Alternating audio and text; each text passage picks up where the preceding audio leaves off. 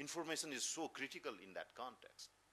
So what I'm trying to tell is, even at the global level, there is a move, there is a increased awareness and need for space-based information for disaster management. And we have to reorient ourselves. We have to enhance our capability in terms of using these technologies, data, information to the need.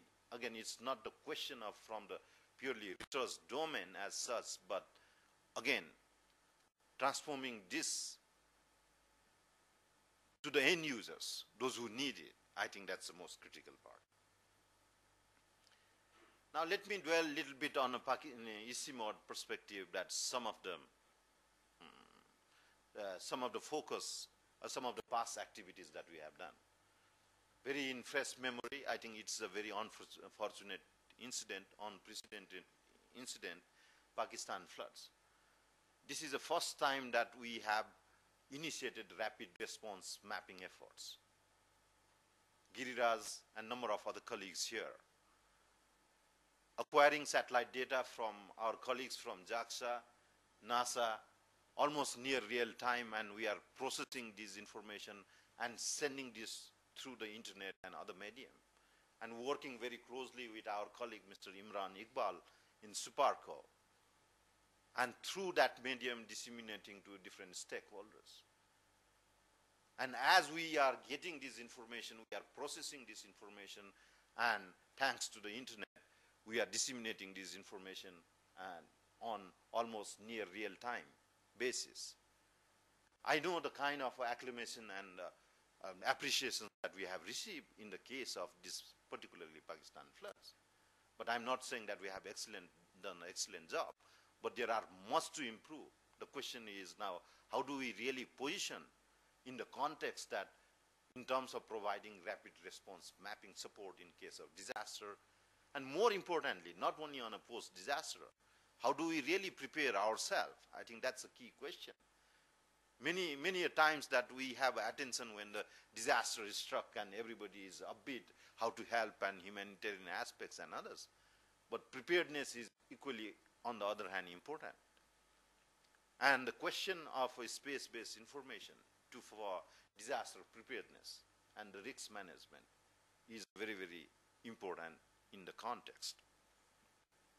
And these are some of the maps and websites, and also through these efforts that we have become one among many other international agencies as one of the players in terms of providing rapid response mapping support with UN USAT, UN ISDR, UN SPIDER program, special arm of UN, particularly looking into these aspects, and many other international organizations. And we want to enhance our cooperation with international organizations as to how we move forward in this direction.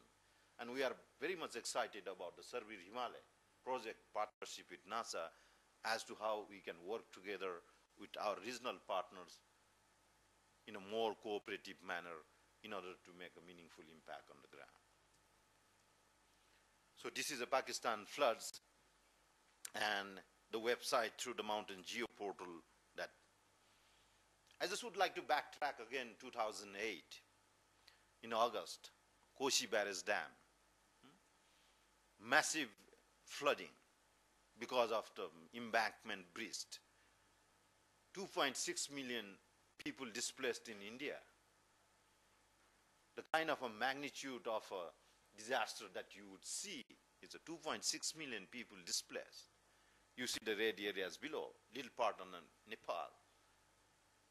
And that time when we did this, we had not had the capability in terms of rapid response mapping. But we collaborated with a number of international agencies and requested to invoke International Charter for Space for Major Disasters and work with many other organizations, UN USAT, UN SPIDER and others, and trying to get this information and trying to disseminate to our Pakistan organizations. So the time is a critical essence here. To be able to do in a near real-time basis is always, I think that's what we need. So in the Saptakoshi flood, some of the efforts. Pakistan earthquake. my friend here, Dr. Asif Khan, is here. When Pakistan earthquake happened, another unprecedented event, more than 80,000 casualties alone. You can see the magnitude of these disasters in the Kashmir earthquake.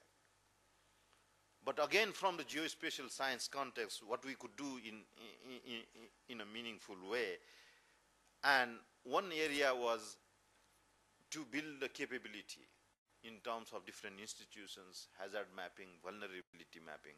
This is not post-disaster as such, but again, as our discussion with different partners,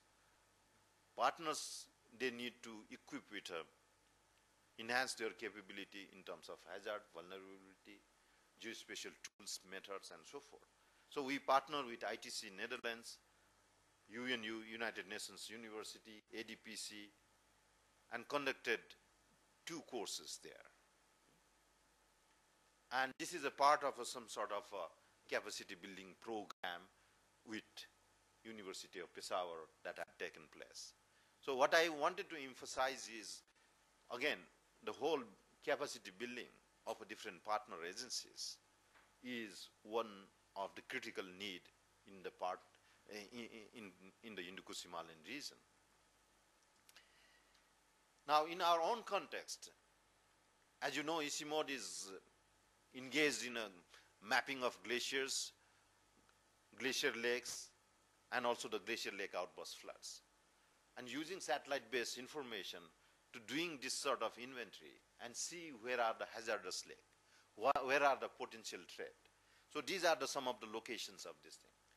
And if you see in the past, there are a number of events as a glacier lake outburst floods. This is a case in point in Bhutan, 1994. Luge show outburst lake and see amount of the damage it brings, devastation it brings. So this is a very focused and very pertinent in the mountain environment.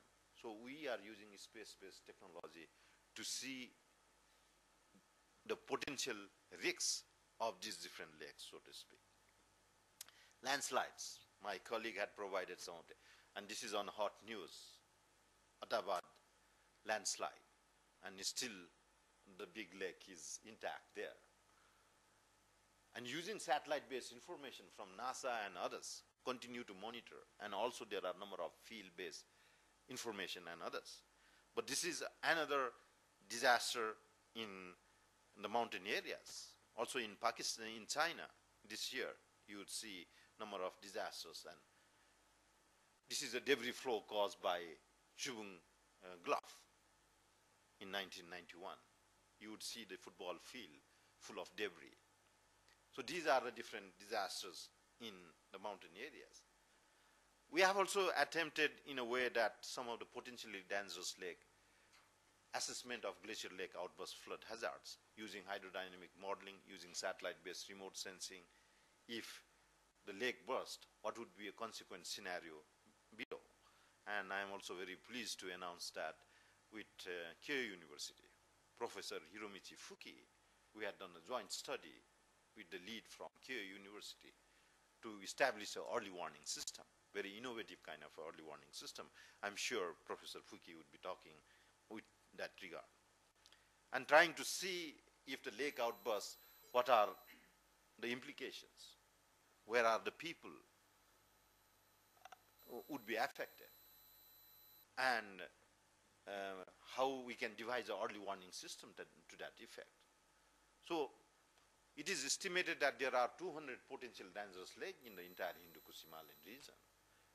The fact of the matter is that we need to be able to monitor this lake and also devise an early warning system in order to safeguard from the devastation of these floods. And space-based technology plays a very, very important role. This is a monitoring of Imja Glacier lakes using the wireless sensors network. As I said, this is done with Professor Fuki, and you will hear more on as a very innovative approach in a way as well.